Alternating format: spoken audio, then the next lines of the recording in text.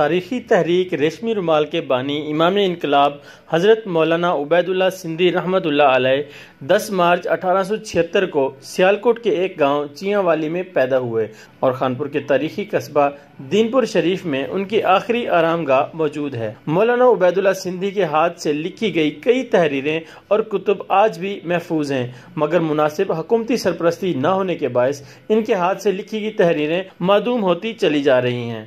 مولانا عبید اللہ سندھی رحمۃ اللہ علیہ تعالی ایک بہت بڑی عظیم انقلابی شخصیت تھے۔ انہوں نے تحریک ریشمی رومال چلا کر انہوں نے تحریک آزادی ہند کے بہت بڑے عظیم انقلابی ہیرو تھے۔ مولانا عبید اللہ سندھی رحمۃ اللہ علیہ بر صغیر کے وہ عظیم رہنما تھے جن کی سربراجیہ پارٹی کا جو ان کا دستور تھا بر صغیر کی تقسیم کا، جو انہوں نے خاکہ 1924 میں پیش کیا، اس میں انہوں نے بر صغیر کی تمام قوموں کے لسانی، تہذیبی، جغرافیائی، مذہبی تمام جو مسائل کا حل پیش کیا۔ مولانا عبید اللہ سندھی کی لازوال جدوجہد آج کے نوجوان میں جذبہ حریت بیدار کرنے کے لیے مشعل راہ کی حیثیت رکھتی ہے۔